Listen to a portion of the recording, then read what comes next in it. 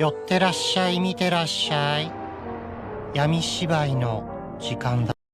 Olá, samurais e geishas do meu canal do YouTube, beleza? Como é que vocês estão? Vocês estão de boas? Vocês estão tranquilos? Então tá, tudo bem. Primeiramente, recado rápido, recado básico, segue no Insta, eu faço votação para ver qual vídeo vocês querem. E entre Brunei e Malásia deu empate, mas então eu decidi fazer um vídeo aí sobre Brunei. Segundo recado, curte a página do canal no Face, eu faço postagens diárias, curiosidades rápidas, coisas que não dá para ficar postando aqui no canal do YouTube toda hora. E por último, mais não menos importante, eu vou deixar tanto no card quanto na descrição vídeos relacionados a Brunei, principalmente sobre o Brunei, sobre o protetorado britânico, e entre outros, intercalando em ocupação japonesa na Indonésia e vídeos sobre Brunei. Beleza? E quem puder dar aquele apoio logo no início, eu agradeço. E bem, como vocês estão vendo, hoje vamos falar sobre a ocupação japonesa em Brunei, porque sim, Brunei aí teve um papel bem pequeno na Segunda Guerra Mundial, mas teve. Mas enfim, sem enrolação que eu já enrolei demais, vamos direto ao vídeo. Bem, no dia 16 de dezembro de 1941, 8 dias depois do ataque que os japoneses fizeram em Pearl Harbor, os japoneses eles pegam 10 mil soldados que estavam no Vietnã e vão direto ali para Kuala Belai, que fica em Brunei, como vocês estão vendo aí no mapa. Só que eles encontram aí uma certa resistência britânica, mas essa resistência britânica aí dura apenas 6 dias, ficando apenas um regimento Sikh, que acaba virando uma micro-resistência aí para os japoneses, mas é meio que irrelevante essa resistência Sikh. Mas ainda assim, eles desempenharam um papel aí um tanto quanto fundamental nessa resistência. Então, quando Brunei já tinha sido dominada pelos japoneses, os japoneses eles pegam e fazem um acordo com o sultão Ahmad Tajuddin, e o acordo é que eles não iriam interferir na religião islâmica, eles não iriam interferir muito aí no sultanato, e o principal é que eles não iriam tirar o sultão do poder. Então, Ahmad, para ele, tanto faz, tanto fez. Mas os japoneses eles observaram que do modo que os britânicos estavam administrando Brunei, as coisas estavam funcionando, estavam dando certo. Então os japoneses pensaram em manter essas administrações britânicas ali. Mas eles precisavam ter certeza que os britânicos iriam servir os japoneses.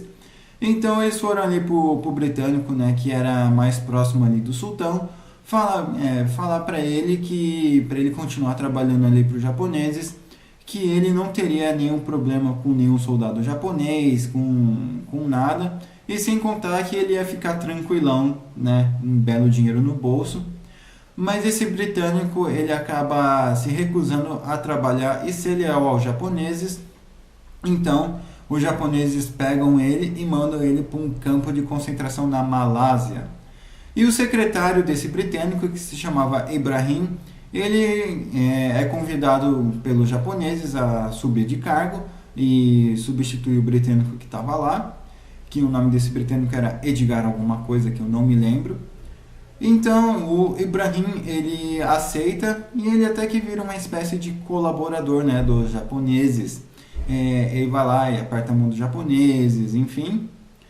Já o sultão Ahmad Tajuddin, apesar dele ter feito um acordo com os japoneses, e não só isso, mas ter recebido uma bela quantia em dinheiro do Japão e receber diversas medalhas aí dos japoneses, ele não tinha nada a ver, sabe? Tipo, ele tava basicamente meio que, quer saber, mano, que se dane, eu tô aqui na minha. Então ele não tinha nada, ele só era mais uma figura importante, uma figura de poder, para evitar qualquer tipo aí de resistência ou qualquer tipo aí de coisa aí que fosse dificultando o avanço aí dos japoneses e a instalação dos mesmos. E com isso, todos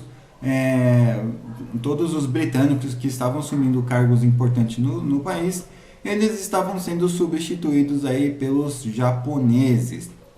Só que, apesar do Ibrahim ele, né, ter se declarado leal ao Japão, ter apertado a mão dos japoneses, ele ainda assim estava esperto. Então ele pegou os principais documentos, né, os documentos mais importantes envolvendo o sultanato, envolvendo a Inglaterra, envolvendo Brunei como um todo.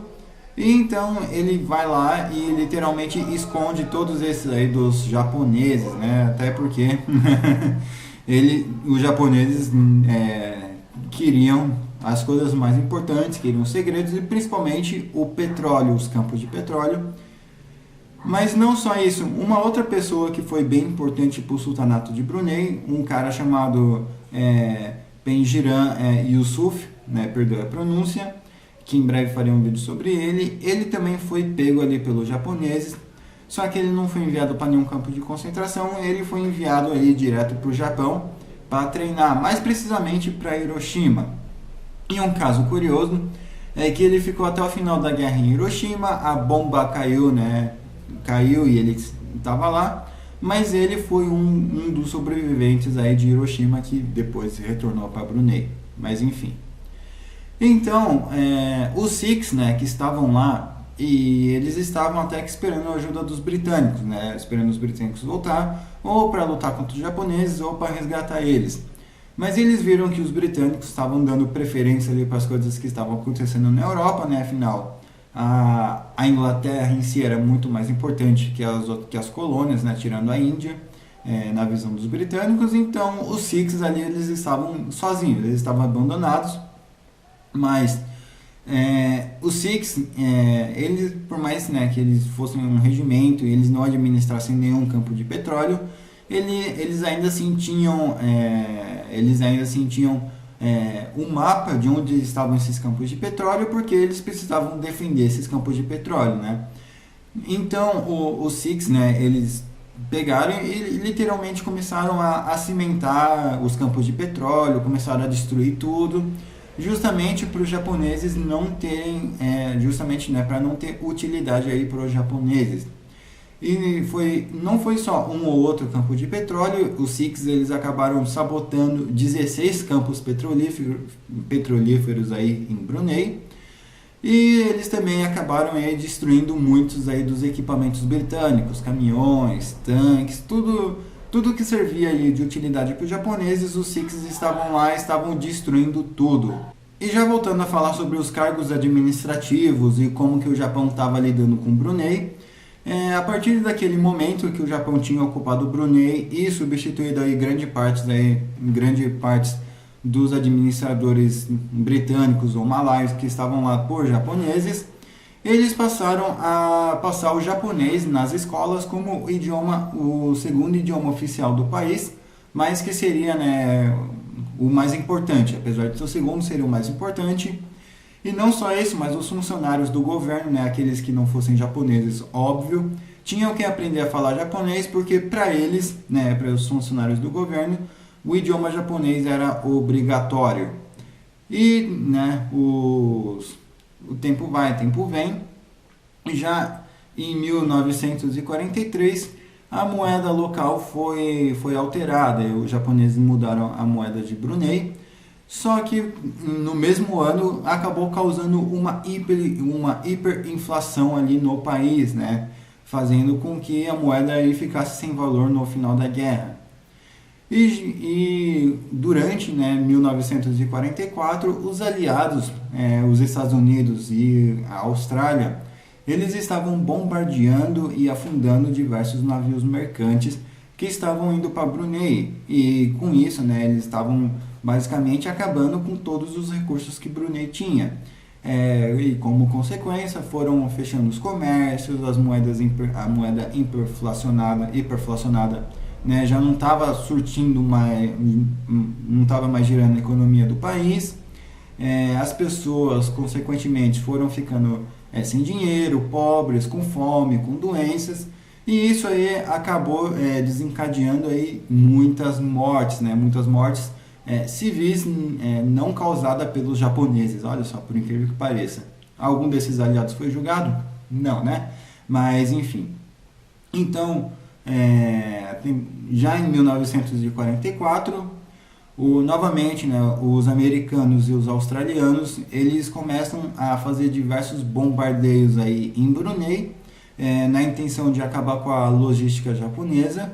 Só que os japoneses, eles ficam tanto quanto tranquilos, afinal, muita da logística do Japão, né, não foi alterada ali em Brunei. Mas os territórios que, coincidentemente ou não, que mais pegaram essas bombas, que mais foram destruídos, foram mesquitas em primeiro lugar. Muitas das mesquitas acabaram sendo destruídas e prédios civis também, muitos aí acabaram caindo. E já no dia 10 de junho de 1945, os australianos eles conseguem desembarcar, né, fazer um desembarque anfíbio no norte de Bornéu, com o auxílio dos bombardeios norte-americanos, né, dos Estados Unidos. Eles conseguem desembarcar por lá. Então eles conseguem liberar uma área, aí também uma área até que boa. E depois disso, os americanos iniciam um bombardeio massivo por 3 dias seguidos em Brunei. E isso faz o país ir às cinzas, né? O país vai literalmente às cinzas. Os japoneses aí agora sim, eles acabam perdendo os recursos. E novamente, novas mesquitas são derrubadas, novos prédios civis são atingidos. E bases japonesas também, pelo menos isso, né? Mas tempo vai, tempo vem. Mesmo depois da rendição do Japão, o tenente-coronel Masao Baba, ele ainda continuou lutando por mais um tempo. E até que no dia 10 de setembro já de 1945, o tenente-coronel Masao Baba, ele acaba se rendendo formalmente aí para os britânicos, né? E os britânicos, então, os militares britânicos, eles passam a ocupar Brunei por pelo menos mais um tempo aí, até junho, aliás, de 1946. Depois disso, Brunei volta ali sob uma administração britânica, né, como protetorado, e até que ele tem a sua independência no dia 1º de janeiro de 1984. Beleza? Gostaram desse vídeo? Comentem aí o que vocês acharam, beleza? Não se esqueça, né, de curtir, compartilhar, se inscrever, me segue lá no Insta, me segue lá no Twitter e nas minhas outras redes sociais que está aqui na descrição.